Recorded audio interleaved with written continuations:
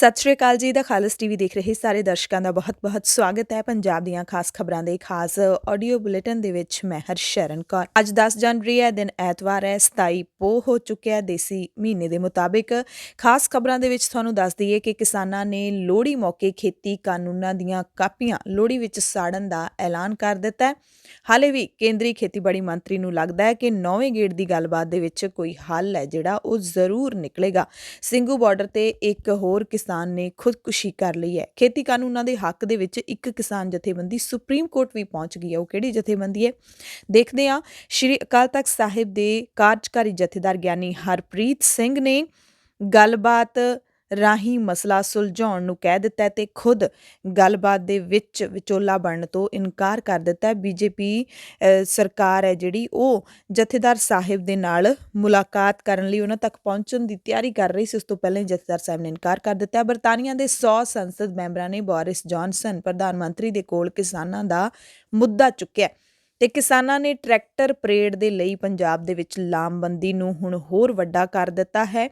ਪਰਸੋਂ ਵਾਲੀ ਮੀਟਿੰਗ ਤੋਂ ਬਾਅਦ ਕਿਸਾਨਾਂ ਦੇ ਵਿੱਚ ਰੋਹ ਵੱਧ ਗਿਆ ਹੈ। ਪੰਜਾਬ ਦੇ ਵਿੱਚ ਟਰੈਕਟਰ ਪਰੇਡ ਦੇ ਲਈ ਕਿਸਾਨਾਂ ਦੀ ਭਰਤੀ ਹੋ ਰਹੀ ਹੈ। ਖਬਰਾਂ ਦੇ ਵਿਸਥਾਰ ਦੇ ਵਿੱਚ ਸਭ ਤੋਂ ਪਹਿਲਾਂ ਤੁਹਾਨੂੰ ਦੱਸ ਦਈਏ ਕਿ ਕੱਲ ਕਿਸਾਨਾਂ ਨੇ ਮੋਰਚਿਆਂ ਦੇ ਉੱਤੇ ਡਟੇ ਹੋਏ ਜਿਹੜੇ ਕਿਸਾਨ ਨੇ ਦਿੱਲੀ ਦੇ ਵਿੱਚ, ਉਹਨਾਂ ਨੇ ਕਿਸਾਨਾਂ ਦੇ ਮਸੀਹਾ ਜਾਣੇ ਜਾਂਦੇ ਸਰ ਛੋਟੂ ਰਾਮ ਦੀ ਬਰਸੀ ਮਨਾਈ। ਇਸ ਮੌਕੇ ਕਿਸਾਨ ਜਥੇਬੰਦੀਆਂ ਨੇ ਕੇਂਦਰ ਦੀ ਨੀਅਤ ਅਤੇ ਨੀਤੀ ਨੂੰ ਖੋਟੀ ਕਰਾਰ ਦਿੰਦਿਆਂ ਮੋਦੀ ਸਰਕਾਰ ਨੂੰ ਨਿਸ਼ਾਨੇ ਤੇ ਲਿਆ। ਕਿਸਾਨ ਲੀਡਰ ਨੇ ਕਿਸਾਨਾਂ ਨੂੰ ਮੋਰਚੇ ਨਾਲ ਜੁੜੇ ਅਗਲੇ ਪ੍ਰੋਗਰਾਮਾਂ ਦੀ ਜਾਣਕਾਰੀ ਦਿੰਦਿਆਂ 13 ਜਨਵਰੀ ਨੂੰ ਲੋਹੜੀ ਦੇ ਮੌਕੇ ਤਿੰਨੇ ਖੇਤੀ ਕਾਨੂੰਨਾਂ ਦੀਆਂ ਕਾਪੀਆਂ ਭੁੱਗੇ ਦੇ ਰੂਪ 'ਚ ਸਾੜਨ ਲਈ ਤਿਆਰ ਰਹਿਣ ਦਾ ਸੱਦਾ ਦਿੱਤਾ ਹੈ। ਇਸ ਦੇ ਨਾਲ ਕਿਸਾਨ ਮਜ਼ਦੂਰ ਸੰਘਰਸ਼ ਕਮੇਟੀ ਦੇ ਲੀਡਰ ਸਰਵਣ ਸਿੰਘ ਪੰਧੇਰ ਨੇ ਤਾਂ ਕੱਲ ਇਸ ਦੀ ਸ਼ੁਰੂਆਤ ਵੀ ਕਰ ਦਿੱਤੀ ਹੈ। ਕੱਲ ਉਹਨਾਂ ਨੇ ਅੰਮ੍ਰਿਤਸਰ ਜ਼ਿਲ੍ਹੇ ਦੇ ਮਾਝੇ ਦੇ ਕਈ ਪਿੰਡਾਂ ਸ਼ਹਿਰਾਂ ਦੇ ਵਿੱਚ ਲੋਹੜੀ ਬਾਲ ਕੇ ਜਾਂ ਕਹਿ ਲਈਏ ਕਿ ਭੁੱਗਾ ਬਾਲ ਕੇ ਉਸ ਦੇ ਵਿੱਚ ਖੇਤੀ ਕਾਨੂੰਨਾਂ ਦੇ ਪੱਤਰੇ ਸਾੜ ਵੀ ਦਿੱਤੇ। ਬਲਵੀਰ ਸਿੰਘ ਰਾਜੇਵਾਲ ਸੀਨੀਅਰ ਕਿਸਾਨ ਲੀਡਰ ਨੇ, ਉਹਨਾਂ ਨੇ ਕਿਹਾ ਕਿ ਇਸ ਅੰਦੋਲਨ ਨੂੰ ਕਮਜ਼ੋਰ ਕਰਨ ਲਈ ਸਰਕਾਰੀ ਏਜੰਸੀਆਂ ਨੇ ਆਪਣੇ ਲੋਕ ਸਰਗਰਮ ਕਰ ਦਿੱਤੇ ਨੇ ਤੇ RSS ਦੇ ਲੋਕਾਂ ਨੂੰ ਕਿਸਾਨ ਹੀ ਬੇਨਕਾਬ ਕਰ ਚੁੱਕੇ ਨੇ। ਉਹਨਾਂ ਦੋਸ਼ ਲਾਇਆ ਕਿ ਅੰਬਾਨੀ ਅਡਾਨੀ ਵਰਗੇ ਕਾਰਪੋਰੇਟ ਘਰਾਣਿਆਂ ਦੀ ਪੱਖੀ ਇਹ ਸਰਕਾਰ ਕਿਸਾਨਾਂ ਦੇ ਸੰਘਰਸ਼ ਤੋਂ ਬੁਰੀ ਤਰ੍ਹਾਂ ਘਬਰਾ ਚੁੱਕੀ ਹੈ। ਕਿਸਾਨ ਲੀਡਰ ਮਨਜੀਤ ਸਿੰਘ ਧਨੇਰ ਦਾ ਕਹਿਣਾ ਹੈ ਕਿ ਬੀਜੇਪੀ ਦੇ ਲੀਡਰ ਖਾਸ ਕਰਕੇ ਸੁਰਜੀਤ ਜਾਣੀ ਤੇ ਹਰਜੀਤ ਗਰੇਵਾਲ ਵੱਲੋਂ ਕਿਸਾਨ ਆਗੂਆਂ ਖਿਲਾਫ ਕੀਤੀਆਂ ਜਾ ਰਹੀਆਂ ਟਿੱਪਣੀਆਂ ਨੇ ਜਿਹੜੀਆਂ ਉਸ ਦਾ ਅਸੀਂ ਸਖਤ ਨੋਟਿਸ ਲਵਾਂਗੇ। ਜਗਮੋਹਨ ਸਿੰਘ ਨੇ ਕਿਹਾ ਕਿ ਕੱਲ ਸਿੰਘੂ ਬਾਰਡਰ ਤੇ ਮੌਜੂਦ ਸਾਰੇ ਪ੍ਰਮੁੱਖ ਕਿਸਾਨ ਲੀਡਰਾਂ ਨੇ ਇਕੱਠ ਨੂੰ ਸੰਬੋਧਨ ਕੀਤਾ ਤੇ ਪ੍ਰਤੀਬੱਧਤਾ ਦੁਹਰਾਈ ਹੈ ਕਿ ਇਹ ਸੰਘਰਸ਼ ਕਾਨੂੰਨ ਰੱਦ ਨਾ ਹੋਣ ਤੱਕ ਜਾਰੀ ਰਹੇਗਾ। ਇਸ ਮੌਕੇ ਕਿਸਾਨਾਂ ਦੇ ਮਸੀਹਾ ਸਰ ਛੋਟੂ ਰਾਮ ਨੂੰ ਵੀ ਸ਼ਰਧਾਂਜਲੀ ਦਿੱਤੀ ਗਈ। ਉਹਨਾਂ ਦੀ ਬਰਸੀ ਦੇ ਮੌਕੇ ਤੇ ਸਹੁੰ ਖਾਧੀ ਕਿਸਾਨਾਂ ਨੇ ਕਿ ਆਖਰੀ ਸਾਹ ਤੱਕ ਲੜਾਂਗੇ। ਕਿਸਾਨ ਲੀਡਰਾਂ ਨੇ ਜਾਣਕਾਰੀ ਦਿੱਤੀ ਹੈ ਕਿ ਨਰਮਦਾ ਖੇਤਰ, ਸਦੀ, ਸੀਤਾਪੁਰ, ਉਨਾਓ, ਬਨਾਰਸ, ਪੱਛਮੀ ਬੰਗਾਲ ਦੇ ਕਿਸਾਨ ਤੇ ਮਜ਼ਦੂਰ ਵੀ ਇਸ ਅੰਦੋਲਨ 'ਚ ਸ਼ਾਮਿਲ ਹੋਣ ਲਈ ਦਿੱਲੀ ਪਹੁੰਚ ਰਹੇ ਨੇ। ਕਿਸਾਨ ਲੀਡਰ ਹਰਜੀਤ ਸਿੰਘ ਰਵੀ ਦੇ ਮੁਤਾਬਿਕ ਦੇਸ਼ ਭਰ ਦੀਆਂ ਵੱਖ-ਵੱਖ ਥਾਵਾਂ ਉੱਤੇ ਕਿਸਾਨ ਜਾਗ੍ਰਿਤੀ ਪੰਦਰਵਾੜੇ ਦੇ ਤਹਿਤ ਪ੍ਰੋਗਰਾਮ ਕਰਵਾਏ ਜਾ ਰਹੇ ਨੇ। ਕੋਲਕਾਤਾ 'ਚ ਅਣਮਿੱਥੇ ਸਮੇਂ ਦਾ ਧਰਨਾ ਸ਼ੁਰੂ ਕਰ ਦਿੱਤਾ ਗਿਆ। ਬਿਹਾਰ 'ਚ ਅਣਮਿੱਥੇ ਸਮੇਂ ਲਈ ਹੜਤਾਲਾਂ ਜਾਰੀ ਨੇ ਤੇ ਕਿਸਾਨਾਂ ਦੀ ਗਿਣਤੀ ਵਿੱਚ ਲਗਾਤਾਰ ਵਾਧਾ ਹੋ ਰਿਹਾ ਹੈ। ਨੌਜਵਾਨ ਕਿਸਾਨ ਲੀਡਰ ਰਜਿੰਦਰ ਸਿੰਘ ਦੀਪ ਸਿੰਘ ਵਾਲਾ ਨੇ ਕਿਹਾ ਕਿ ਪਿਛਲੇ ਕੁਝ ਦਿਨਾਂ ਤੋਂ ਕੁਝ ਬੀਜੇਪੀ ਲੀਡਰ ਕਿਸਾਨਾਂ ਲਈ ਮੰਦੀ ਭਾਸ਼ਾ ਵਰਤ ਰਹੇ ਨੇ ਤੇ ਉਹਨਾਂ ਤੇ ਬੇਬੁਨਿਆਦ ਦੋਸ਼ ਲਾ ਕੇ ਕਿਸਾਨ ਅੰਦੋਲਨ ਨੂੰ ਬਦਨਾਮ ਕਰਨ ਦੀ ਕੋਸ਼ਿਸ਼ ਕਰ ਰਹੇ ਨੇ। ਜਗਜੀਤ ਸਿੰਘ ਡੱਲੇਵਾਲਾ ਨੇ ਕਿਹਾ ਕਿ ਗਾਜ਼ੀਪੁਰ ਸਰਹੱਦ ਤੇ ਕਿਸਾਨਾਂ ਨੇ 26 ਜਨਵਰੀ ਦੀ ਕਿਸਾਨ ਪਰੇਡ ਦੀ ਤਿਆਰੀ ਸ਼ੁਰੂ ਕਰ ਦਿੱਤੀ ਹੈ। ਦਿੱਲੀ ਦੇ ਸਿੰਘੂ ਬਾਰਡਰ ਤੇ ਕੱਲ ਇੱਕ ਹੋਰ ਕਿਸਾਨ ਨੇ ਖੁਦਕੁਸ਼ੀ ਕਰ ਲਈ। ਸੰਯੁਕਤ ਕਿਸਾਨ ਮੋਰਚੇ ਦੇ IT ਸੈੱਲ ਦੇ ਇੱਕ ਨੌਜਵਾਨ ਨੇ ਦੱਸਿਆ ਕਿ 40 ਸਾਲਾ ਕਿਸਾਨ ਅਮਰਿੰਦਰ ਸਿੰਘ ਜੋ ਫਤਿਹਗੜ੍ਹ ਜ਼ਿਲ੍ਹੇ ਨਾਲ ਸੰਬੰਧਿਤ ਸਨ, ਉਹਨਾਂ ਨੇ ਕੱਲ ਸਿੰਘੂ ਬਾਰਡਰ ਦੀ ਮੁੱਖ ਸਟੇਜ ਦੇ ਪਿਛਲੇ ਪਾਸੇ ਜਾ ਕੇ ਜ਼ਹਿਰ ਖਾ ਲਈ ਤੇ ਫਿਰ ਸਟੇਜ ਦੇ ਅਗਲੇ ਪਾਸੇ ਆ ਗਿਆ। ਘਟਨਾ ਉਦੋਂ ਵਾਪਰੀ ਜਦੋਂ ਸ਼ਾਮ ਦੀ ਸਟੇਜ ਖਤਮ ਹੋਣ ਜਾ ਰਹੀ ਸੀ। ਕਿਸਾਨ ਲੀਡਰ ਬਲਦੀਪ ਸਿੰਘ ਸਿਰਸਾ ਤੇ ਹੋਰ ਕਿਸਾਨ ਉਹਨਾਂ ਨੂੰ ਹਸਪਤਾਲ ਲੈ ਗਏ, ਜਿੱਥੇ ਦੇਰ ਸ਼ਾਮ 7:20 ਤੇ ਕਿਸਾਨ ਦੀ ਮੌਤ ਹੋ ਗਈ। ਕਿਸਾਨ ਅੰਦੋਲਨ ਸੰਬੰਧੀ ਸੁਪਰੀਮ ਕੋਰਟ ਦੇ ਵਿੱਚ 11 ਜਨਵਰੀ ਨੂੰ ਸੁਣਵਾਈ ਹੋਣ ਵਾਲੀ ਹੈ। ਉਸ ਤੋਂ ਪਹਿਲਾਂ ਕੱਲ ਇੱਕ ਕਿਸਾਨ ਜਥੇਬੰਦੀ ਇਹਨਾਂ ਕਾਨੂੰਨਾਂ ਦੇ ਹੱਕ ਵਿੱਚ ਸੁਪਰੀਮ ਕੋਰਟ ਚਲੀ ਗਈ ਹੈ। ਹੁਣ ਇਹ ਕਿਸਾਨ ਜਥੇਬੰਦੀ ਹੈ ਜਾਂ ਫਿਰ ਇਹ ਪਲਾਂਟ ਕੀਤੀ ਕਿਸਾਨ ਜਥੇਬੰਦੀ ਹੈ, ਇਸ ਬਾਰੇ ਅਸੀਂ ਕੁਝ ਨਹੀਂ ਕਹਿ ਸਕਦੇ, ਪਰ ਇਹ ਜਥੇਬੰਦੀ ਸੁਪਰੀਮ ਕੋਰਟ ਪਹੁੰਚ ਗਈ ਹੈ। ਕਹਿਣਾ ਹੈ ਕਿ ਕਾਨੂੰਨ ਕਿਸਾਨਾਂ ਦੀ ਆਮਦਨ ਵਧਾਉਣ ਵਾਲੇ ਨੇ ਤੇ ਖੇਤੀਬਾੜੀ ਦਾ ਵਿਕਾਸ ਕਰਨ ਵਾਲੇ ਨੇ। ਇਸ ਜਥੇਬੰਦੀ ਦਾ ਨਾਮ ਹੈ consortium of Indian farmers association CIFA। ਇਹਨਾਂ ਨੇ ਆਪਣੀ ਪਟੀਸ਼ਨ ਵਿੱਚ ਸੁਪਰੀਮ ਕੋਰਟ ਨੂੰ ਅਪੀਲ ਕੀਤੀ ਹੈ ਕਿ ਇਸ ਮੁੱਦੇ ਤੇ ਹੋਰ ਕਿਸਾਨ ਜਥੇਬੰਦੀਆਂ ਨੂੰ ਵੀ ਆਪਣਾ ਪੱਖ ਸੁਣਨ ਦਾ ਮੌਕਾ ਦਿੱਤਾ ਜਾਵੇ। ਸੋ 11 ਜਨਵਰੀ ਨੂੰ ਇਹਨਾਂ ਮਸਲਿਆਂ ਦੀ ਸੁਣਵਾਈ ਹੋਣੀ ਹੈ। ਖੇਤੀ ਕਾਨੂੰਨਾਂ ਨੂੰ ਲੈ ਕੇ ਜਿੰਨੀਆਂ ਪਟੀਸ਼ਨਾਂ ਸੁਪਰੀਮ ਕੋਰਟ 'ਚ ਪਹੁੰਚੀਆਂ ਨੇ, ਸਭ ਦੀ ਸੁਣਵਾਈ ਹੋਏਗੀ। ਕੇਂਦਰ ਸਰਕਾਰ ਨੂੰ ਬੜੀ ਆਸ ਹੈ ਕਿ ਸੁਪਰੀਮ ਕੋਰਟ ਕੋਈ ਨਾ ਕੋਈ ਫੈਸਲਾ ਸਰਕਾਰ ਦੇ ਹੱਕ ਵਿੱਚ ਸੁਣਾਏਗੀ। ਕਿਸਾਨਾਂ ਨੇ ਸਾਫ਼ ਕਹਿ ਦਿੱਤਾ ਕਿ ਅਸੀਂ ਨਾ ਸੁਪਰੀਮ ਕੋਰਟ ਗਏ ਹਾਂ, ਨਾ ਹੀ ਅਸੀਂ ਜਾਣਾ ਹੈ। ਯਾਨੀ ਕਿ ਉਹਨਾਂ ਨੂੰ ਨਿਆਂਪਾਲਿਕਾ ਦੇ ਉੱਤੇ ਵੀ ਭਰੋਸਾ ਨਹੀਂ ਰਿਹਾ ਕਿਸਾਨਾਂ ਨੂੰ। ਤੇ ਹੁਣ 11 ਜਨਵਰੀ ਦੀ ਸੁਣਵਾਈ ਦੇ ਵਿੱਚ ਹੋ ਸਕਦਾ ਹੈ ਕਿ ਕਿਸਾਨ ਅਦਾਲਤ ਦੇ ਮੋਢੇ ਤੇ ਰੱਖ ਕੇ ਬੰਦੂਕ ਚਲਾਵੇ, ਪਰ ਕਿਸਾਨਾਂ ਨੇ ਕਹਿ ਦਿੱਤਾ ਜੇ ਫੈਸਲਾ ਸਾਡੇ ਹੱਕ ਵਿੱਚ ਨਾ ਆਇਆ ਤਾਂ ਅਸੀਂ ਉਸ ਨੂੰ ਨਹੀਂ ਮੰਨਾਂਗੇ। ਸੋ 26 ਜਨਵਰੀ ਦੀ ਜਿਹੜੀ ਗਣਤੰਤਰ ਦਿਹਾੜੇ ਮੌਕੇ ਕਿਸਾਨ ਟਰੈਕਟਰ ਪਰੇਡ ਹੋਣੀ ਹੈ, ਉਸ ਨੂੰ ਲੈ ਕੇ ਪੰਜਾਬ ਦੇ ਵਿੱਚ ਕਿਰਤੀ ਕਿਸਾਨ ਯੂਨੀਅਨ ਦੇ ਵੱਲੋਂ ਭਰਤੀ ਕੀਤੀ ਜਾ ਰਹੀ ਹੈ ਨੌਜਵਾਨਾਂ ਦੀ। ਕਿਰਤੀ ਕਿਸਾਨ ਯੂਨੀਅਨ ਦੇ ਲੀਡਰ ਰਜਿੰਦਰ ਸਿੰਘ ਨੇ ਦੱਸਿਆ ਕਿ ਕਿਸਾਨ ਜਥੇਬੰਦੀ ਤੇ ਸਹਿਯੋਗੀ ਜਥੇਬੰਦੀਆਂ ਨੇ ਵੋਲੰਟੀਅਰਾਂ ਦੀ ਭਰਤੀ ਸ਼ੁਰੂ ਕਰ ਦਿੱਤੀ ਹੈ। ਟਰੈਕਟਰ ਪਰੇਡ ਮੋਦੀ ਸਰਕਾਰ ਦੇ ਸਾਰੇ ਭਰਮ ਭੁਲੇਖੇ ਦੂਰ ਕਰ ਦੇਵੇਗੀ। ਪੰਜਾਬ 'ਚ ਚੱਲ ਰਹੇ ਧਰਨਿਆਂ ਵਿੱਚ ਵੀ ਟਰੈਕਟਰ ਪਰੇਡ ਲਈ ਹਰ ਤਰ੍ਹਾਂ ਦੀ ਲਾਮਬੰਦੀ ਦਾ ਸੱਦਾ ਕਿਸਾਨ ਲੀਡਰਾਂ ਵੱਲੋਂ ਦਿੱਤਾ ਜਾ ਰਿਹਾ ਹੈ। ਪੇਂਡੂ ਮਜ਼ਦੂਰ ਯੂਨੀਅਨ ਦੇ ਲੀਡਰ ਕਸ਼ਮੀਰ ਸਿੰਘ ਘੁੱਗਸ਼ੋਰ ਨੇ ਦੱਸਿਆ ਕਿ 26 ਜਨਵਰੀ ਦੀ ਟਰੈਕਟਰ ਪਰੇਡ ਤੋਂ ਪਹਿਲਾਂ ਖੇਤ ਮਜ਼ਦੂਰਾਂ ਦਾ ਵੱਡਾ ਜਥਾ 24 ਦਸੰਬਰ ਨੂੰ ਦਿੱਲੀ ਜਾਏਗਾ। ਖੇਤੀ ਕਾਨੂੰਨਾਂ ਦੇ ਮਸਲੇ ਤੇ ਕਿਸਾਨਾਂ ਅਤੇ ਕੇਂਦਰ ਸਰਕਾਰ ਦੇ ਵਿਚਕਾਰ ਵਿਚੋਲਗੀ ਕਰਨ ਤੋਂ ਸ਼੍ਰੀ ਅਕਾਲ ਤਖਤ ਸਾਹਿਬ ਦੇ ਕਾਰਜਕਾਰੀ ਜਥੇਦਾਰ ਗਿਆਨੀ ਹਰਪ੍ਰੀਤ ਸਿੰਘ ਨੇ ਨਾ ਕਰ ਦਿੱਤੀ ਹੈ। ਗਿਆਨੀ ਹਰਪ੍ਰੀਤ ਸਿੰਘ ਨੇ ਸਪਸ਼ਟ ਕੀਤਾ ਹੈ ਕਿ ਇਹ ਕੋਈ ਸਿੱਖ ਰਹਿਤ ਮਰਿਆਦਾ, ਕੌਮੀ ਸਿੱਖ ਧਰਮ ਜਾਂ ਫਿਰ ਸਿਧਾਂਤਿਕ ਵਖਰੇਵੇਂ ਦਾ ਮਸਲਾ ਨਹੀਂ ਹੈ। ਇਹ ਮਸਲਾ ਸਰਕਾਰ ਦੇ ਖੇਤੀ ਕਾਨੂੰਨਾਂ ਤੇ ਭਾਰਤ ਦੇ ਕਿਸਾਨਾਂ ਦੇ ਵਿਚਕਾਰ ਦਾ ਮਸਲਾ ਹੈ। ਇਸ ਤੇ ਸ਼੍ਰੀ ਅਕਾਲ ਤਖਤ ਸਾਹਿਬ ਦੀ ਕਿਸੇ ਤਰ੍ਹਾਂ ਦੀ ਭੂਮਿਕਾ ਦੀ ਕੋਈ ਲੋੜ ਨਹੀਂ ਹੈ।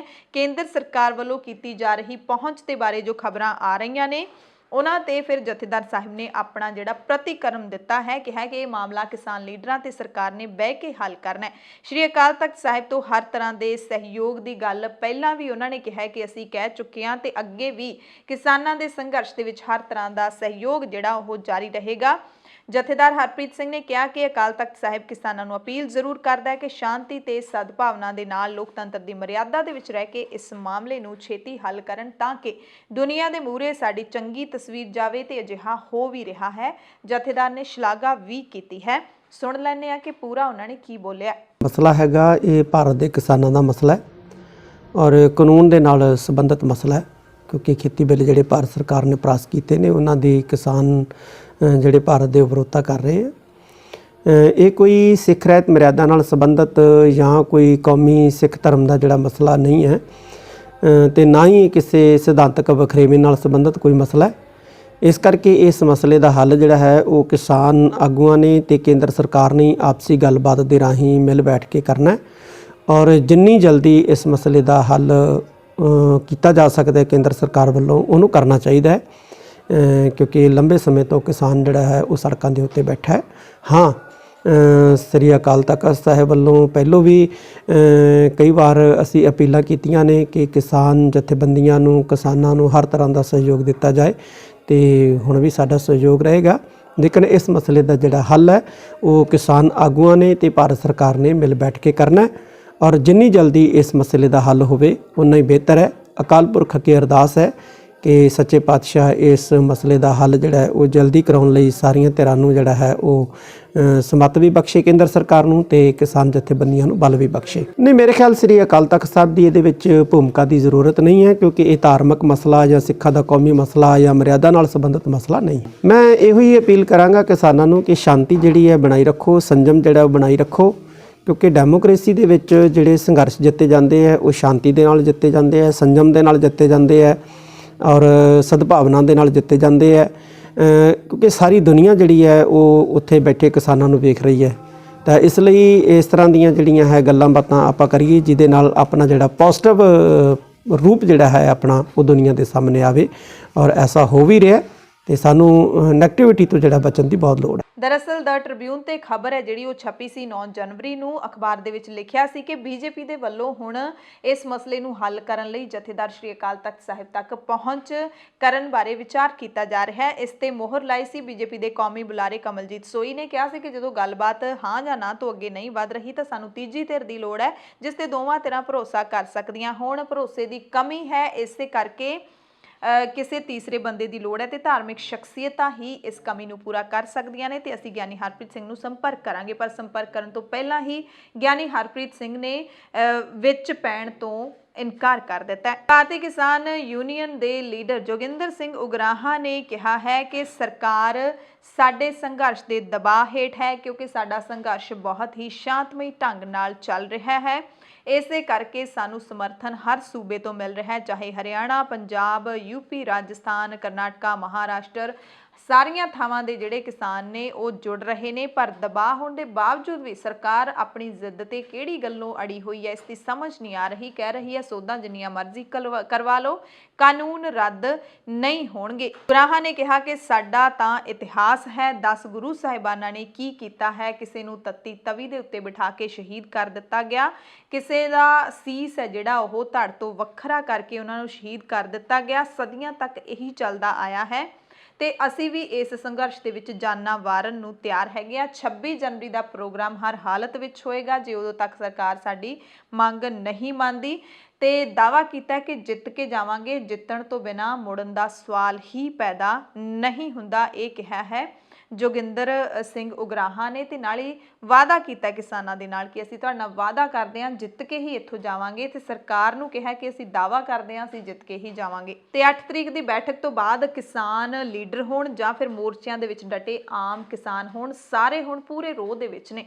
ਸਰਕਾਰ ਨੂੰ ਅੰਦੋਲਨ ਹੋਰ ਵੱਡਾ ਕਰਨ ਦੀ ਚੇਤਾਵਨੀ ਦਿੱਤੀ ਜਾ ਰਹੀ ਹੈ ਤੇ ਇਸ ਦੀ ਕਵਾਇਦ ਸ਼ੁਰੂ ਵੀ ਹੋ ਚੁੱਕੀ ਹੈ। ਪੰਜਾਬ ਦੇ ਵਿੱਚ 9 ਜਨਵਰੀ ਨੂੰ ਖੇਤੀ ਕਾਨੂੰਨਾਂ ਦੀਆਂ ਕਾਪੀਆਂ ਸਾੜੀਆਂ ਗਈਆਂ। ਕਿਸਾਨ ਮਜ਼ਦੂਰ ਸੰਘਰਸ਼ ਕਮੇਟੀ ਦੀ ਅਗਵਾਈ ਦੇ ਵਿੱਚ, ਜਿਸ ਦੇ ਵੱਲੋਂ ਰੇਲ ਰੋਕੋ ਅੰਦੋਲਨ ਜਿਹੜਾ ਸ਼ੁਰੂ ਕੀਤਾ ਹੋਇਆ ਹੈ ਉਹ 108ਵੇਂ ਦਿਨ ਦੇ ਵਿੱਚ ਸ਼ਾਮਿਲ ਹੋ ਗਿਆ 9 ਜਨਵਰੀ ਨੂੰ।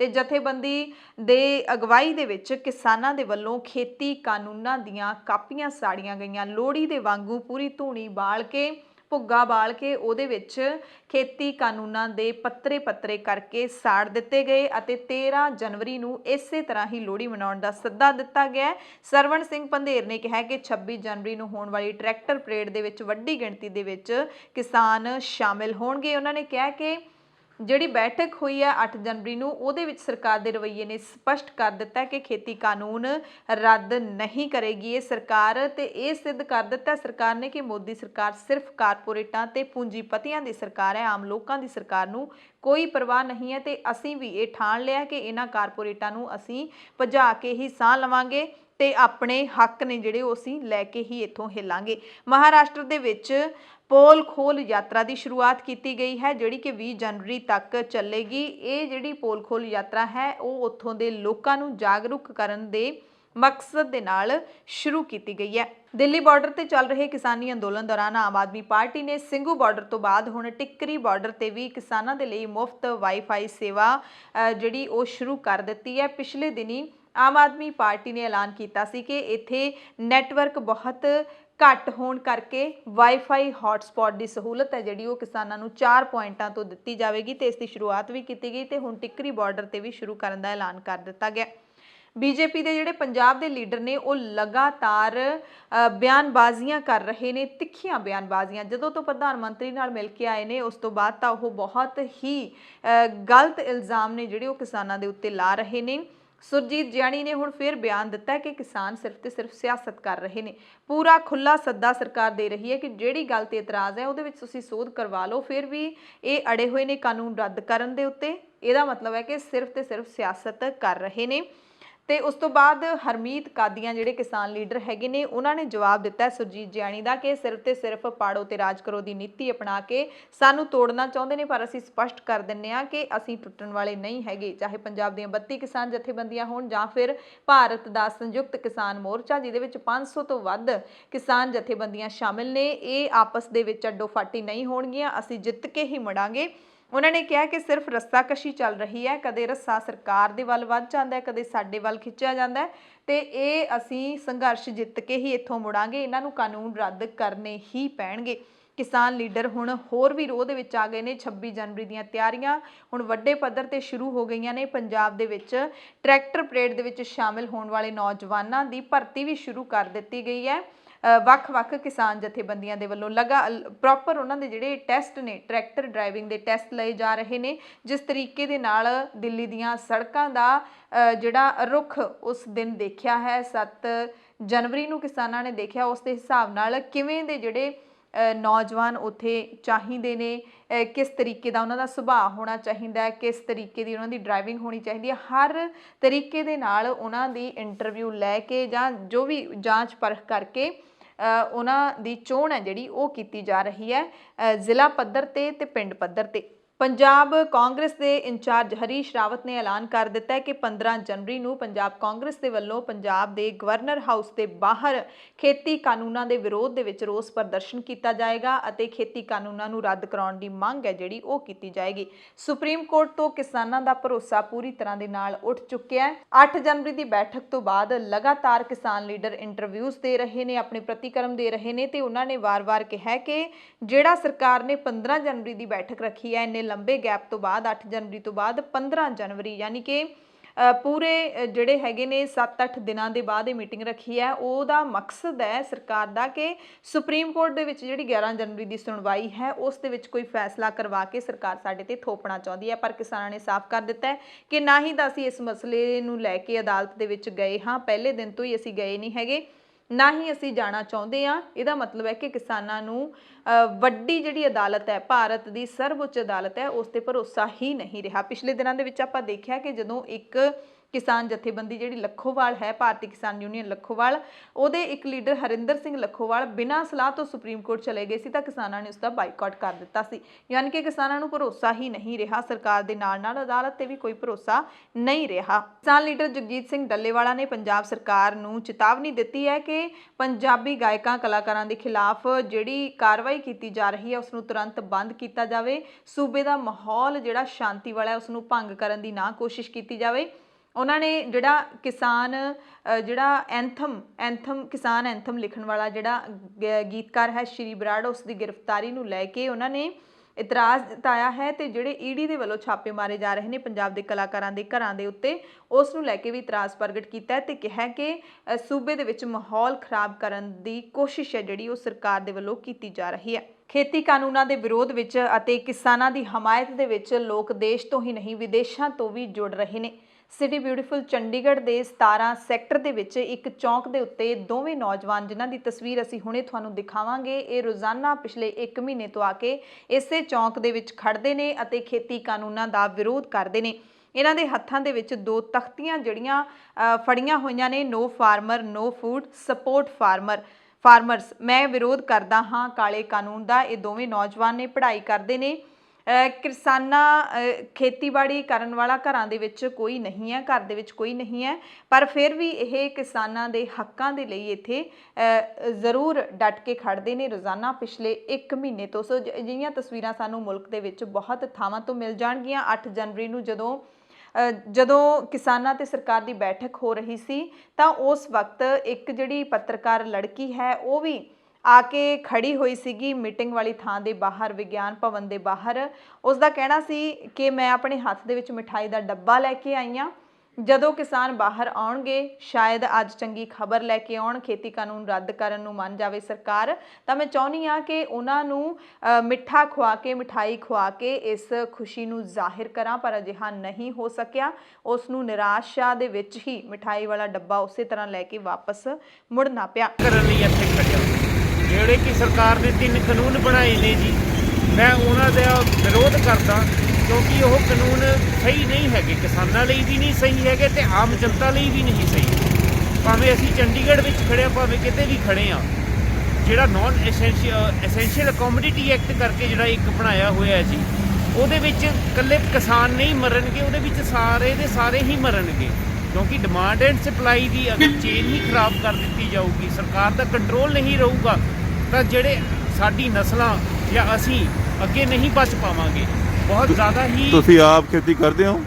ਸਾਡੀ ਆਪ ਖੇਤੀ ਨਹੀਂ ਹੈ, ਪਰ ਸਾਡੀ ਜ਼ਮੀਰ ਜ਼ਰੂਰ ਹੈ, ਸਾਡੀ ਜ਼ਮੀਰ ਹੈ। ਸਾਨੂੰ ਦਿਖਦਾ ਹੈ ਸਾਡੇ ਕਿਸਾਨ ਭਾਈ ਰੋਜ਼ ਕਿਵੇਂ ਠੰਡ ਵਿੱਚ ਮਰਦੇ ਨੇ, ਕਿਵੇਂ ਸ਼ਹੀਦ ਹੁੰਦੇ ਨੇ। 100 ਤੋਂ ਵੱਧ ਸ਼ਹੀਦੀਆਂ ਹੋ ਚੁੱਕੀਆਂ ਨੇ ਫਿਲਹਾਲ। ਮੈਂ ਫਿਰ ਵੀ ਸਰਕਾਰ ਨੂੰ ਇੱਕ ਰਿਕੁਐਸਟ ਹੀ ਕਰ ਸਕਦਾ ਕਿ ਪਲੀਜ਼ ਇਹਨਾਂ ਦਾ ਦਰਦ ਸਮਝਿਆ ਜਾਵੇ ਅਤੇ ਆਪਣੇ ਕਾਨੂੰਨ ਵਾਪਸ ਲੈ ਜਾਣ। ਤੁਸੀਂ ਸਟੂਡੈਂਟ ਹੋ ਜਾਂ ਕਿਸੇ ਆਰਗੇਨਾਈਜੇਸ਼ਨ ਦੇ ਨਾਲ ਹੋ? ਨਹੀਂ ਜੀ, ਮੈਂ ਕਿਸੇ ਆਰਗੇਨਾਈਜੇਸ਼ਨ ਦੇ ਨਾਲ ਨਹੀਂ ਹੈਗਾ ਜੀ, ਮੈਂ ਜੌਬ ਕਰਦਾ ਇੱਥੇ, ਪਰ ਮੈਂ ਰੋਜ਼ ਇੱਥੇ ਖੜ ਕੇ ਜਾਂਦਾ ਤਾਂ ਕਿ ਲੋਕਾਂ ਨੂੰ ਅਵੇਅਰ ਕਰ ਸਕਾਂ ਤੇ ਲੋਕਾਂ ਨੂੰ ਦੱਸ ਸਕੀਏ ਕਿ ਜੋ ਇਹ ਕਾਨੂੰਨ ਹੈ ਉਹਦੇ ਵਿੱਚ ਇਹ ਦਿੱਕਤ ਕਿੱਥੇ ਹੈ। ਕਿੰਨੇ ਦਿਨ ਤੋਂ ਖੜ ਰਹੇ ਹੋ ਇੱਥੇ? ਇੱਥੇ ਸਾਨੂੰ ਮਹੀਨਾ ਹੋ ਚੱਲਿਆ ਹੈ ਜੀ। ਦਿੱਲੀ ਦੇ ਮੋਰਚੇ ਜਿਹੜੇ ਲਗਾਤਾਰ ਉਹ ਜਾਰੀ ਹੈਗੇ ਨੇ, ਸਿੰਘੂ ਬਾਰਡਰ ਦਾ ਮੋਰਚਾ ਵੀ ਲਗਾਤਾਰ ਜਾਰੀ ਹੈ। ਉੱਥੇ ਵੀ ਵੱਖ-ਵੱਖ ਜਿਹੜੀਆਂ ਜਥੇਬੰਦੀਆਂ ਨੇ, ਵੱਖ-ਵੱਖ ਸਮਾਜ ਸੇਵੀ ਸੰਸਥਾਵਾਂ ਨੇ ਜਾਂ ਫਿਰ ਆਮ ਲੋਕ ਨੇ ਨਿੱਜੀ ਤੌਰ ਤੇ ਬੜੀਆਂ ਵੱਡੀਆਂ ਸੇਵਾਵਾਂ ਕਰ ਰਹੇ ਨੇ। ਉੱਥੇ ਮੋਰਚਿਆਂ ਦੇ ਵਿੱਚ ਡਟੇ ਕਿਸਾਨਾਂ ਦੀ ਹਰ ਸੁੱਖ ਸਹੂਲਤ ਦਾ ਧਿਆਨ ਰੱਖ ਰਹੇ ਨੇ।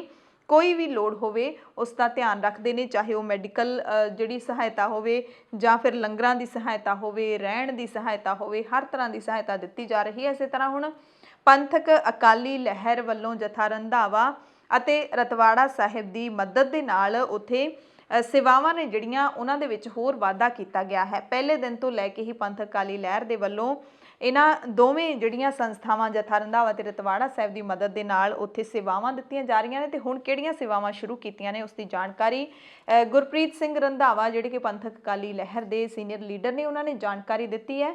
ਤੇ ਕਿਉਂਕਿ ਜਾਣਕਾਰੀਆਂ ਦੇਣੀਆਂ ਜ਼ਰੂਰੀ ਨੇ, ਉੱਥੇ ਮੌਜੂਦ ਮੋਰਚਿਆਂ ਦੇ ਵਿੱਚ ਮੌਜੂਦ ਜਿਹੜੇ ਲੋਕ ਨੇ ਉਹਨਾਂ ਦੀ ਸਹੂਲਤ ਹਰ ਪੂਰੀ ਹੁੰਦੀ ਰਹੇ, ਇਸ ਦੇ ਲਈ ਅਸੀਂ ਇਸੇ ਤਰ੍ਹਾਂ ਇਹ ਕਵਾਇਦ ਜਾਰੀ ਰੱਖਾਂਗੇ ਤੁਹਾਨੂੰ ਜਾਣਕਾਰੀ ਦੇਣ ਦੀ। ਕਿ ਪਿਛਲੇ ਦਿਨਾਂ ਦੇ ਵਿੱਚ ਸੰਸਥਾ ਰਤਵਾੜਾ ਸਾਹਿਬ, ਜਥਾ ਰੰਧਾਵਾ ਔਰ ਗੁਰਦੁਆਰਾ ਸਾਹਿਬ ਅਲੌਰਾ, ਤਿੰਨੇ ਸੰਸਥਾਵਾਂ ਵੱਲੋਂ ਤਿੰਨਾਂ ਸੰਸਥਾਵਾਂ ਦੇ ਮੁਖੀ ਸੰਤ ਬਾਬਾ ਲਖਵੀਰ ਸਿੰਘ ਜੀ ਰਤਵਾੜਾ ਸਾਹਿਬ ਵਾਲੇ, ਸੰਤ ਬਾਬਾ ਹਰੀ ਸਿੰਘ ਰੰਧਾਵੇ ਵਾਲੇ ਤੇ ਸੰਤ ਬਾਬਾ ਕਸ਼ਮੀਰਾ ਸਿੰਘ ਲੌਰਾ ਵਾਲੇ ਲਗਭਗ 4 ਲੱਖ ਡਿਸਪੋਜ਼ਲ ਭਾਂਡੇ ਜਿਹੜੇ ਸੀ ਉਹ ਲੰਗਰਾਂ ਦੇ ਵਿੱਚ ਗਾਜ਼ੀਪੁਰ ਅਤੇ ਸਿੰਘੂ ਬਾਰਡਰ ਦੇ ਉੱਤੇ ਜਿਹੜਾ ਸੇਵਾ ਨਿਭਾਈਆਂ।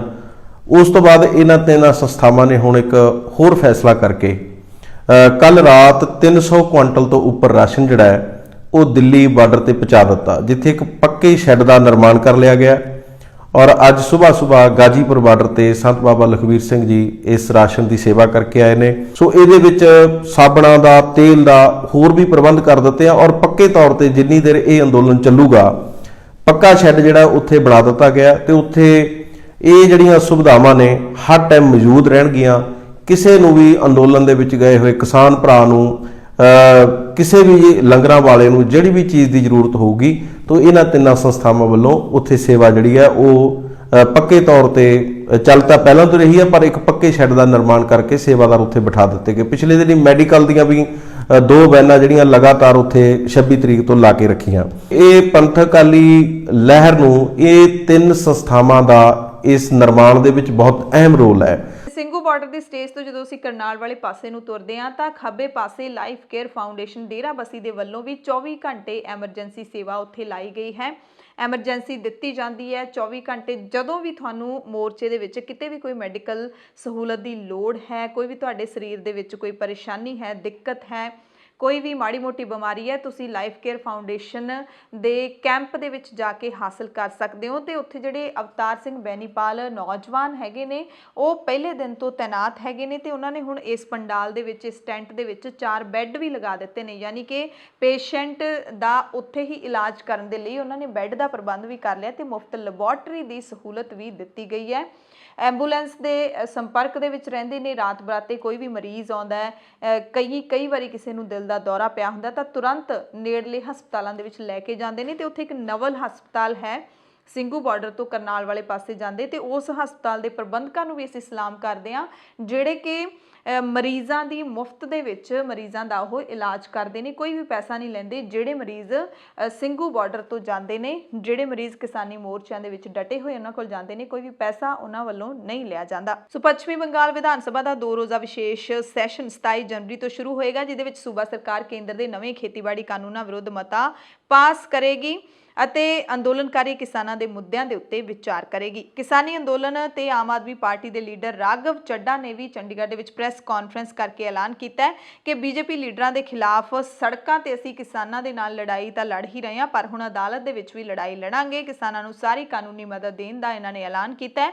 ਮਾਣਹਾਨੀ ਦੇ ਮਾਮਲਿਆਂ ਦੇ ਵਿੱਚ ਕਿਸਾਨਾਂ ਦੀ ਕਾਨੂੰਨੀ ਸਹਾਇਤਾ ਕਰਨ ਦਾ ਐਲਾਨ ਕੀਤਾ ਹੈ। ਚੱਡਾ ਨੇ ਦਾਅਵਾ ਕੀਤਾ ਕਿ ਇਸ ਮਾਮਲੇ ਦੇ ਵਿੱਚ ਕਈ ਕਿਸਾਨਾਂ ਨੇ ਸਾਨੂੰ ਸੰਪਰਕ ਵੀ ਕੀਤਾ ਹੈ ਤੇ ਹੁਣ ਅਸੀਂ ਮਾਣਹਾਨੀ ਮਾਮਲਿਆਂ ਦੇ ਵਿੱਚ ਕਿਸਾਨਾਂ ਦੀ ਕਾਨੂੰਨੀ ਮਦਦ ਕਰਾਂਗੇ। ਦਰਅਸਲ ਉਹਨਾਂ ਨੇ ਜਾਣਕਾਰੀ ਵੀ ਦਿੱਤੀ ਕਿ ਕਈ ਕਿਸਾਨਾਂ ਨੇ ਕਿਸਾਨਾਂ ਦੇ ਖਿਲਾਫ ਤੇ ਅੰਦੋਲਨ ਦੇ ਖਿਲਾਫ ਬੋਲਣ ਵਾਲੇ ਬੀਜੇਪੀ ਲੀਡਰਾਂ ਦੇ ਖਿਲਾਫ ਮਾਣਹਾਨੀ ਦੇ ਦਾਅਵੇ ਕੀਤੇ ਨੇ, ਉਹਨਾਂ ਨੂੰ ਨੋਟਿਸ ਭੇਜੇ ਨੇ, ਜਿਨ੍ਹਾਂ ਦੇ ਵਿੱਚ ਕੰਗਣਾ ਰਣੌਤ, ਬੀਜੇਪੀ ਦੇ ਸਾਂਸਦ ਰਵੀ ਕਿਸ਼ਨ, ਬੀਜੇਪੀ ਦੇ ਇੱਕ ਲੀਡਰ ਮਨੋਜ ਤਿਵਾੜੀ, ਬੀਜੇਪੀ ਦੇ ਇੱਕ ਹੋਰ ਸਾਂਸਦ ਰਮੇਸ਼ ਬਿਧੂੜੀ ਤੇ ਇੱਕ ਕੇਂਦਰੀ ਮੰਤਰੀ ਨੇ ਜਿਹੜੇ ਰਾਓ ਸਾਹਿਬ ਦਨਵੇ, ਇਹਨਾਂ ਨੂੰ ਜਿਹੜੇ ਹੈਗੇ ਨੇ ਮਾਣਹਾਨੀ ਦੇ ਨੋਟਿਸ ਭੇਜੇ ਨੇ। ਤੇ ਹੁਣ ਆਮ ਆਦਮੀ ਪਾਰਟੀ ਕਿਸਾਨੀ ਅੰਦੋਲਨ ਦੀ ਵੱਡੀ ਹਮਾਇਤੀ ਬਣਨ ਦੀ ਕੋਸ਼ਿਸ਼ ਕਰਦੀ ਹੋਈ ਕਿਸਾਨਾਂ ਦੇ ਹੱਕ ਦੇ ਵਿੱਚ ਨਿਤਰਨ ਦਾ ਐਲਾਨ ਕਰ ਰਹੀ ਹੈ ਕਿ ਅਸੀਂ ਕਾਨੂੰਨੀ ਲੜਾਈ ਇਹਨਾਂ ਦੇ ਨਾਲ ਅੰਤ ਤੱਕ ਲੜਾਂਗੇ। बहुत ही मशहूर, बहुत ही चर्चित एक्ट्रेस कंगना रनौत का,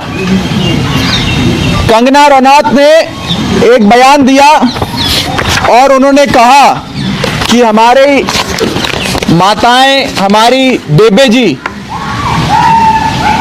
100 रुपए में किसी भी धरने प्रदर्शन में चली जाती हैं।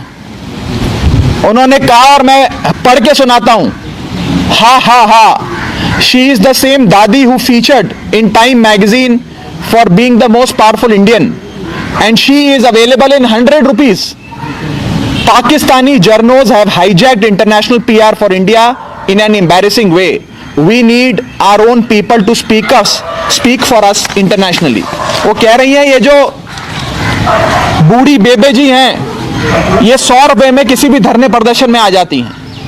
हमारी माताओं को, हमारी दादियों को इस प्रकार से डिफेम करना, मिलिशियस इंटेंशंस के साथ उनके खिलाफ इस प्रकार की बयानबाजी करना हमें बर्दाश्त नहीं है। हम उनके खिलाफ मानहानि का नोटिस भेजने में मदद कर रहे हैं और एक एग्री प्रोसेसिंग का काम करने वाली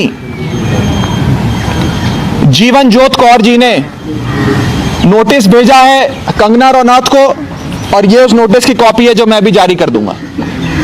ਕੋਰੋਨਾ ਵਾਇਰਸ ਦੇ ਨਵੇਂ ਵੇਰੀਐਂਟ ਦੇ ਨਾਲ-ਨਾਲ ਦੇਸ਼ ਦੇ ਕਈ ਸੂਬਿਆਂ ਦੇ ਵਿੱਚ ਬੀਤੇ ਕੁਝ ਦਿਨਾਂ ਤੋਂ ਬਰਡ ਫਲੂ ਦੀ ਸਨਸਨੀ ਦੀਆਂ ਖਬਰਾਂ ਵੀ ਫੈਲੀਆਂ ਹੋਈਆਂ ਨੇ। ਪੰਜਾਬ, ਹਰਿਆਣਾ, ਮੱਧ ਪ੍ਰਦੇਸ਼, ਰਾਜਸਥਾਨ, ਹਿਮਾਚਲ ਪ੍ਰਦੇਸ਼, ਝਾਰਖੰਡ ਤੇ ਕੇਰਲਾ ਤੋਂ ਵੱਡੀ ਗਿਣਤੀ ਵਿੱਚ ਪੰਛੀਆਂ ਦੀਆਂ ਮੌਤਾਂ ਦੀਆਂ ਖਬਰਾਂ ਮਿਲੀਆਂ ਨੇ। ਇਸ ਦਰਮਿਆਨ ਗੁਆਂਢੀ ਸੂਬਿਆਂ ਦੇ ਵਿੱਚ ਬਰਡ ਫਲੂ ਦੇ ਖਤਰੇ ਨੂੰ ਦੇਖਦੇ ਹੋਏ ਪੰਜਾਬ ਨੇ ਬਾਕੀ ਸੂਬਿਆਂ ਤੋਂ ਆਉਣ ਵਾਲੇ ਮੀਟ, ਮੁਰਗੇ ਤੇ ਅੰਡਿਆਂ ਤੇ 15 ਜਨਵਰੀ ਤੱਕ ਰੋਕ ਲਾ ਦਿੱਤੀ ਹੈ ਤੇ ਹਾਲਾਤਾਂ ਦੇ ਮੁਤਾਬਿਕ ਹੀ ਅਗਲਾ ਫੈਸਲਾ ਲਿਆ ਜਾਏਗਾ ਕਿ 15 जनवरी तो बाद भी ये रोक जारी रहेगी या फिर हटा दी जाएगी। पशु पालन मंत्री तृप्त रजिंदर सिंह बाजवा के हुक्मां ते बर्ड फ्लू नूं वधन तो रोकण दे लई ये रोक है जिहड़ी ओह लाई गई है। दिल्ली विच चल रहे किसान अंदोलन विचकार राजस्थान तो बीजेपी के सूबा जनरल सकत्तर ते रामगंज मंडी तो विधायक मदन दिलावर ने किसानी संघर्ष बारे एक बहुत ही अटपटा ते विवादित जा बयान दिता है। दिलावर ने दोष लाया है कि बर्ड फ्लू किसानी संघर्ष के कारण फैल रहा है। कहते हैं कि किसानी संघर्ष के विच बैठे किसान हर दिन चिकन बिरयानी सने होर लजीज खाने खाते हैं, पार्टियां करते हैं, जिस कारण बर्ड फ्लू का जोखम है जिहड़ा ओह वध रहा है। सो ये बयान सुन के मोर्चों के विच डटे जिहड़े किसान ने, जिहड़े इन्नियां मुश्किलां चल रही ने, उन्हां नूं किन्ना दुख हुंदा होवेगा। मौज नाले मंत्री ने जिहड़े लोकां दीयां वोटां दे नाल बनदे ने ते फिर अंदर अपने महलां विच बैठे इहो जिहे बयान दिंदे ने कि इहो जी खबर देण लगे भी सानूं शर्म आउंदी है, पर यह बयान दिता गया। उन्हां दोष लाया कि देश विच बर्ड फ्लू फैलण दे नाल इस किसान अंदोलन का वड्डा हत्थ है।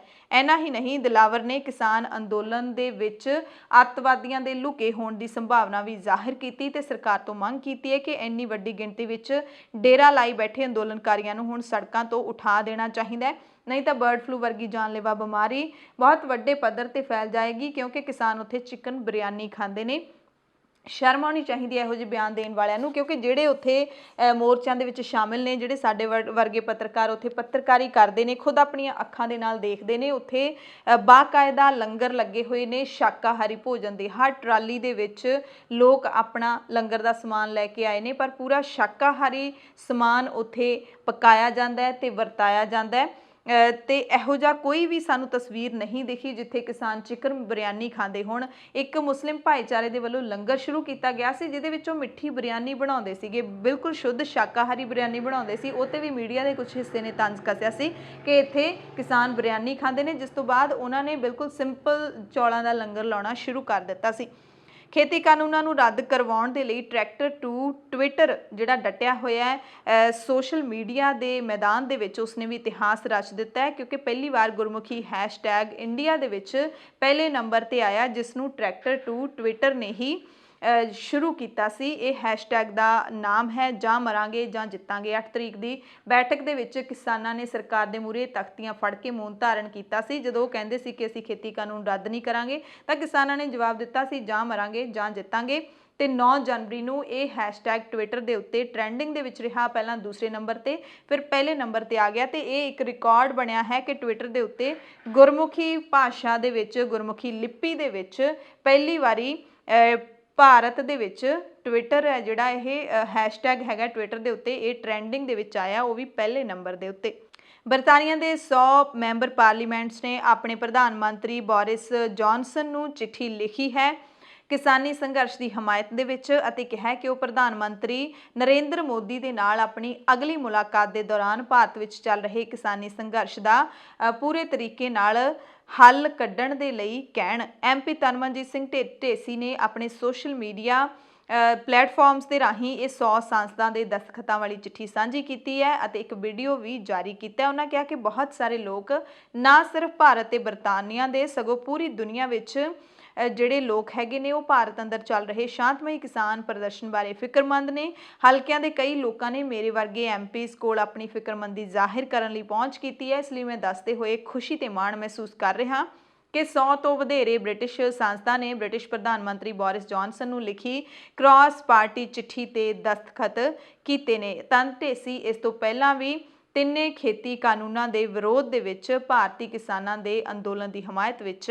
ਬੋਲਦੇ ਰਹੇ ਨੇ। ਪੰਜਾਬ ਦੇ ਵਿੱਤ ਮੰਤਰੀ ਮਨਪ੍ਰੀਤ ਬਾਦਲ ਨੇ ਕਿਸਾਨਾਂ ਨੂੰ ਤੇ ਸਰਕਾਰ ਨੂੰ 2 ਸੁਝਾਅ ਦਿੱਤੇ ਸੀ। ਮੋਦੀ ਸਰਕਾਰ ਸਾਹਮਣੇ 2 ਫਾਰਮੂਲੇ ਰੱਖੇ ਸੀ ਕਿ ਇਹਦੇ ਨਾਲ ਕਿਸਾਨਾਂ ਦੇ ਮਸਲੇ ਦਾ ਹੱਲ ਨਿਕਲ ਆਏਗਾ, ਜਿਸ ਨੂੰ ਕਿਸਾਨ ਲੀਡਰਾਂ ਨੇ ਠੁਕਰਾ ਦਿੱਤਾ। ਮਨਪ੍ਰੀਤ ਬਾਦਲ ਨੇ 2 ਫਾਰਮੂਲੇ ਦਿੱਤੇ ਕਿ ਕਿਸਾਨਾਂ ਦੀ ਨਾਰਾਜ਼ਗੀ ਨੂੰ ਦੂਰ ਕਰਨ ਲਈ ਕੇਂਦਰ ਸਰਕਾਰ 1 ਸਾਲ ਦੇ ਲਈ ਤਿੰਨੇ ਕਾਨੂੰਨਾਂ ਨੂੰ ਸਸਪੈਂਡ ਕਰ ਦੇਵੇ ਜਦੋਂ ਤੱਕ ਗੱਲਬਾਤ ਦੇ ਨਾਲ ਇਸ ਦਾ ਹੱਲ ਨਹੀਂ ਨਿਕਲਦਾ। ਦੂਸਰਾ ਫਾਰਮੂਲਾ ਇਹ ਦਿੱਤਾ ਕਿ ਖੇਤੀ ਕਾਨੂੰਨ ਲਾਗੂ ਕਰਨਾ ਹੈ ਜਾਂ ਨਹੀਂ, ਇਹ ਸੂਬਾ ਸਰਕਾਰਾਂ ਤੇ ਛੱਡ ਦਿੱਤਾ ਜਾਵੇ। ਪਰ ਕਿਸਾਨ ਲੀਡਰਾਂ ਨੇ ਮਨਪ੍ਰੀਤ ਬਾਦਲ ਦੇ ਇਸ ਬਿਆਨ ਦੇ ਉੱਤੇ ਪ੍ਰਤੀਕਰਮ ਦਿੰਦਿਆਂ ਕਿਹਾ ਹੈ ਕਿ ਮਨਪ੍ਰੀਤ ਬਾਦਲ ਦੀ ਸਲਾਹ ਦੀ ਸਾਨੂੰ ਕੋਈ ਲੋੜ ਨਹੀਂ ਹੈ। ਕੇਂਦਰ ਸਰਕਾਰ ਮੂਹਰੇ ਆਪਣਾ ਪੱਖ ਰੱਖ ਸਕਦੇ ਨੇ, ਪਰ ਅਸੀਂ ਉਹਨਾਂ ਦੇ ਇਸ ਸਲਾਹ ਦੇ ਨਾਲ ਸਹਿਮਤ ਨਹੀਂ ਹਾਂ। ਪਟਿਆਲਾ ਤੋਂ ਸੂਬੇਦਾਰ ਕਰਤਾਰ ਸਿੰਘ ਚੈਰੀਟੇਬਲ ਟਰੱਸਟ ਦੇ ਵੱਲੋਂ ਦਿੱਲੀ ਸੰਘਰਸ਼ ਵਿੱਚ ਕਿਸਾਨਾਂ ਲਈ 100 ਤੋਂ ਵੱਧ ਸਮਾਨ ਦੇ ਨਾਲ ਭਰੀਆਂ ਟਰਾਲੀਆਂ ਨੂੰ ਰਵਾਨਾ ਕੀਤਾ ਗਿਆ। ਇਸ ਮੌਕੇ ਸਾਬਕਾ ਕੈਬਨਿਟ ਮੰਤਰੀ ਸੁਰਜੀਤ ਸਿੰਘ ਰੱਖੜਾ, ਚਰਨਜੀਤ ਸਿੰਘ ਰੱਖੜਾ ਤੇ ਕਈ ਹੋਰ ਅਕਾਲੀ ਲੀਡਰ ਵੀ ਮੌਜੂਦ ਸਨ। ਉਹਨਾਂ ਦੱਸਿਆ ਕਿ ਮੋਦੀ ਸਰਕਾਰ ਕਿਸਾਨਾਂ ਦੇ ਵਿਰੋਧ ਦੇ ਵਿੱਚ ਫੈਸਲੇ ਜਿਹੜੇ ਲੈ ਰਹੀ ਹੈ ਤੇ ਹੁਣ ਕਿਸਾਨਾਂ ਦੀ ਗੱਲ ਨਹੀਂ ਮੰਨ ਰਹੀ, ਜਿਹੜੇ ਕਿ ਕਿਸਾਨਾਂ ਦੇ ਹਿੱਤ ਦੇ ਵਿੱਚ ਹੀ ਨਹੀਂ ਹੈਗੇ। ਇਸ ਕਰਕੇ ਕਿਸਾਨ ਮੋਰਚਿਆਂ ਦੇ ਉੱਤੇ ਡਟੇ ਰਹਿਣ। ਅਸੀਂ ਅਰਦਾਸ ਕਰਦੇ ਹਾਂ ਕਿ ਉਹ ਜਿੱਤ ਕੇ ਮੁੜਨ ਤੇ ਉਹਨਾਂ ਦੀ ਹਰ ਸਹੂਲਤ ਦਾ ਸਾਡਾ ਫਰਜ਼ ਬਣਦਾ ਕਿ ਅਸੀਂ ਧਿਆਨ ਰੱਖੀਏ ਤੇ ਇਸੇ ਕਰਕੇ ਅਸੀਂ ਰਾਸ਼ਨ, ਫਲ, ਦਵਾਈਆਂ, ਤਰਪਾਲਾਂ ਤੇ ਹੋਰ ਜ਼ਰੂਰੀ ਸਮਾਨ ਨਾਲ ਭਰੀਆਂ ਟਰਾਲੀਆਂ ਨੇ ਜਿਹੜੀਆਂ ਉਹ ਸੂਬੇਦਾਰ ਕਰਤਾਰ ਸਿੰਘ ਚੈਰੀਟੇਬਲ ਟਰੱਸਟ ਦੇ ਵੱਲੋਂ ਰਵਾਨਾ ਕੀਤੀਆਂ ਨੇ। 100 ਤੋਂ ਵੱਧ ਟਰਾਲੀਆਂ ਨੇ ਜਿਹੜੀਆਂ ਰਵਾਨਾ ਕੀਤੀਆਂ ਗਈਆਂ ਨੇ। ਸਿੰਘੂ ਬਾਰਡਰ ਕਿਸਾਨ ਧਰਨੇ ਤੋਂ ਪਰਤੇ ਪਟਿਆਲਾ ਦੇ ਪਿੰਡ ਸ਼ੇਖੂਪੁਰਾ ਦੇ ਪੰਚ ਸੁਖਦੇਵ ਸਿੰਘ ਦੀ ਵੀ ਮੌਤ ਹੋਣ ਦੀ ਸੂਚਨਾ ਮਿਲੀ ਹੈ। ਸਥਾਨਕ ਪ੍ਰੋਫੈਸਰ ਇਨਕਲੇਵ ਪਟਿਆਲਾ ਦੇ ਰਹਿਣ ਵਾਲੇ ਸੁਖਦੇਵ ਸਿੰਘ ਪਿੰਡ ਸ਼ੇਖੂਪੁਰਾ ਦੇ ਪੰਚ ਸਨ ਤੇ ਕੁਝ ਦਿਨ ਪਹਿਲਾਂ ਕਿਸਾਨਾਂ ਦੇ ਸੰਘਰਸ਼ ਵਿੱਚ ਸ਼ਾਮਿਲ ਹੋਣ ਸਿੰਘੂ ਬਾਰਡਰ ਕਿਸਾਨ ਧਰਨੇ ਤੇ ਗਏ ਸੀ। ਵਾਪਸ ਆਉਣ ਤੇ ਉਹਨਾਂ ਨੂੰ ਬੁਖਾਰ ਦੀ ਸ਼ਿਕਾਇਤ ਹੋਈ। ਜਦੋਂ ਠੀਕ ਨਾ ਹੋਏ ਤਾਂ ਸਾਹ ਲੈਣ ਦੇ ਵਿੱਚ ਤਕਲੀਫ ਹੋਈ। ਪਟਿਆਲਾ ਦੇ ਨਿੱਜੀ ਹਸਪਤਾਲ ਵਿੱਚ ਦਾਖਲ ਕਰਵਾਇਆ ਗਿਆ, ਜਿੱਥੇ ਉਹਨਾਂ ਦੀ ਮੌਤ ਹੋ ਗਈ ਤੇ ਅੰਤਿਮ ਸੰਸਕਾਰ ਵੀ ਕਰ ਦਿੱਤਾ ਗਿਆ ਹੈ। ਕਿਸਾਨ ਲੀਡਰਾਂ ਨੇ ਜਿਹੜੇ ਮ੍ਰਿਤਕ ਕਿਸਾਨ ਦੇ ਪਰਿਵਾਰ ਦੇ ਲਈ ਮੁਆਵਜ਼ਾ, ਇੱਕ ਮੈਂਬਰ ਲਈ ਸਰਕਾਰੀ ਨੌਕਰੀ ਤੇ ਕਰਜ਼ਾ ਮਾਫੀ ਦੀ ਮੰਗ ਹੈ ਜਿਹੜੀ ਉਹ ਕੀਤੀ ਹੈ। ਸੁਪਰੀਮ ਕੋਰਟ ਦੇ ਵੱਲੋਂ ਖਬਰ ਆਈ ਸੀ 8 ਜਨਵਰੀ ਨੂੰ ਕਿ ਸੁਪਰੀਮ ਕੋਰਟ ਨੇ ਭਾਈ ਬਲਵੰਤ ਸਿੰਘ ਰਾਜੋਆਣਾ ਦੀ ਫਾਂਸੀ ਦੀ ਮਾਫੀ ਤੇ 26 ਜਨਵਰੀ ਤੋਂ ਪਹਿਲਾਂ ਫੈਸਲਾ ਲੈਣ ਦਾ ਕੇਂਦਰ ਸਰਕਾਰ ਨੂੰ ਹੁਕਮ ਸੁਣਾਇਆ, ਜਿਸ ਤੋਂ ਬਾਅਦ ਪੰਜਾਬ ਦੇ ਵਿੱਚ ਸਿਆਸੀ ਹਲਚਲ ਤੇਜ਼ ਹੋ ਗਈ ਹੈ। ਸ਼੍ਰੋਮਣੀ ਅਕਾਲੀ ਦਲ ਦੇ ਪ੍ਰਧਾਨ ਸੁਖਬੀਰ ਬਾਦਲ ਨੇ ਕੇਂਦਰ ਸਰਕਾਰ ਨੂੰ ਅਪੀਲ ਕੀਤੀ ਹੈ ਕਿ ਰਾਜੋਆਣਾ ਦੀ ਸਜ਼ਾ ਮਾਫ ਕਰ ਦਿੱਤੀ ਜਾਵੇ, ਕਿਉਂਕਿ ਬਹੁਤ ਸਮਾਂ ਤਾਂ ਜੇਲ੍ਹ ਦੇ ਵਿੱਚ ਗੁਜ਼ਾਰ ਚੁੱਕੇ ਨੇ, ਹੁਣ ਰਿਹਾਈ ਕਰ ਦਿੱਤੀ ਜਾਵੇ। ਸੋ ਰਾਜੋਆਣਾ ਦੀ ਰਿਹਾਈ ਤੇ ਫੈਸਲਾ ਕੇਂਦਰ ਸਰਕਾਰ ਲਈ ਇੱਕ ਹੋਰ ਵੱਡੀ ਚੁਣੌਤੀ ਹੋ ਸਕਦਾ ਹੈ, ਕਿਉਂਕਿ 26 ਜਨਵਰੀ ਤੋਂ ਪਹਿਲਾਂ ਉਹਨਾਂ ਨੇ ਫੈਸਲਾ ਕਰਨਾ ਹੈ ਤੇ ਕਿਸਾਨੀ ਸੰਘਰਸ਼ ਵੀ ਇਸ ਦਰਮਿਆਨ ਹੈ ਜਿਹੜਾ ਉਹ ਤਿੱਖੇ ਰੂਪ ਦੇ ਵਿੱਚ ਚੱਲ ਰਿਹਾ ਹੈ। ਪਿਛਲੀ ਵਾਰ ਜਦੋਂ ਸ੍ਰੀ ਗੁਰੂ ਨਾਨਕ ਸਾਹਿਬ ਦੇ 550 ਸਾਲਾ ਪ੍ਰਕਾਸ਼ ਪੁਰਬ ਦੇ ਮੌਕੇ ਰਾਜੋਆਣਾ ਦੀ ਫਾਂਸੀ ਮਾਫੀ ਦੀ ਗੱਲ ਚੱਲੀ ਸੀ ਤਾਂ ਕਾਂਗਰਸ ਦੇ ਮੈਂਬਰ ਪਾਰਲੀਮੈਂਟ ਰਵਨੀਤ ਬਿੱਟੂ ਨੇ ਪਾਰਲੀਮੈਂਟ ਦੇ ਵਿੱਚ ਮੁੱਦਾ ਚੁੱਕਿਆ ਸੀ। ਗ੍ਰਹਿ ਮੰਤਰੀ ਅਮਿਤ ਸ਼ਾਹ ਨੇ ਵੀ ਆਪ ਖੜੇ ਹੋ ਕੇ ਇਸ ਦਾ ਜਵਾਬ ਦਿੰਦੇ ਹੋਏ ਕਿਹਾ ਸੀ ਕਿ ਕੇਂਦਰ ਸਰਕਾਰ ਨੇ ਅਜਿਹਾ ਕੋਈ ਫੈਸਲਾ ਲਿਆ ਹੀ ਨਹੀਂ ਹੈ। ਅੰਮ੍ਰਿਤਸਰ ਤੋਂ ਇਟਲੀ ਤੱਕ 8 ਜਨਵਰੀ ਤੋਂ ਸਿੱਧੀਆਂ ਉਡਾਣਾਂ ਸ਼ੁਰੂ ਹੋ ਚੁੱਕੀਆਂ ਨੇ ਤੇ ਪਹਿਲੇ ਦਿਨ 3 ਉਡਾਣਾਂ ਨੇ ਜਿਹੜੀਆਂ ਉਹ ਉੱਡੀਆਂ ਨੇ। 2020 ਦੇ ਵਿੱਚ ਮਹਾਮਾਰੀ ਕਾਰਨ ਅੰਤਰਰਾਸ਼ਟਰੀ ਉਡਾਣਾਂ ਦੇ ਮੁਅੱਤਲ ਹੋਣ ਦੇ ਸਮੇਂ ਦੌਰਾਨ ਬ੍ਰਿਟਿਸ਼ 에ਅਰਵੇਜ਼ ਸਮੇਤ ਵਿਸ਼ਵ ਦੀਆਂ ਕਈ ਹੋਰ ਪ੍ਰਮੁੱਖ ਅੰਤਰਰਾਸ਼ਟਰੀ 에ਅਰਲਾਈਨਸ ਦੇ ਵੱਲੋਂ ਮੁਲਕ ਵਾਪਸੀ ਲਈ ਵਿਸ਼ੇਸ਼ ਉਡਾਣਾਂ ਦਾ ਅੰਮ੍ਰਿਤਸਰ ਤੋਂ ਸਫਲਤਾਪੂਰਵਕ ਸੰਚਾਲਨ ਹੈ ਜਿਹੜਾ ਉਹ ਸ਼ੁਰੂ ਕਰ ਦਿੱਤਾ ਗਿਆ ਤੇ ਹੁਣ ਸ੍ਰੀ ਗੁਰੂ ਰਾਮਦਾਸ ਜੀ ਅੰਤਰਰਾਸ਼ਟਰੀ ਹਵਾਈ ਅੱਡਾ ਅੰਮ੍ਰਿਤਸਰ ਤੋਂ 8 ਜਨਵਰੀ ਨੂੰ ਇੱਕ ਹੋਰ ਉਡਾਣ ਸ਼ੁਰੂ ਕਰ ਦਿੱਤੀ ਗਈ ਹੈ ਜਿਹੜੀ ਕਿ ਅੰਮ੍ਰਿਤਸਰ ਤੋਂ ਇਟਲੀ ਅਤੇ ਇਟਲੀ ਤੋਂ ਅੰਮ੍ਰਿਤਸਰ ਹੈ। ਇਸ ਦੀ ਜਾਣਕਾਰੀ ਫਲਾਈ ਅੰਮ੍ਰਿਤਸਰ ਇਨੀਸ਼ੀਏਟਿਵ ਦੇ ਗਲੋਬਲ ਕਨਵੀਨਰ ਸਮੀਪ ਸਿੰਘ ਗੁਮਟਾਲਾ ਨੇ ਦਿੱਤੀ ਹੈ। ਪੰਜਾਬ ਦੀਆਂ ਖਾਸ ਖਬਰਾਂ ਦੇ ਖਾਸ ਆਡੀਓ ਬੁਲੇਟਿਨ ਦੇ ਵਿੱਚ ਤੁਹਾਡੇ ਸਭ ਤੋਂ ਇਜਾਜ਼ਤ ਚਾਹੁੰਦੇ ਹਾਂ। ਤੁਸੀਂ ਸਾਰੇ ਆਪਣਾ ਧਿਆਨ ਰੱਖਿਓ, ਲੋੜਵੰਦਾਂ ਦੀ ਮਦਦ ਜ਼ਰੂਰ ਕਰਦੇ ਰਹੋ। ਧੰਨਵਾਦ।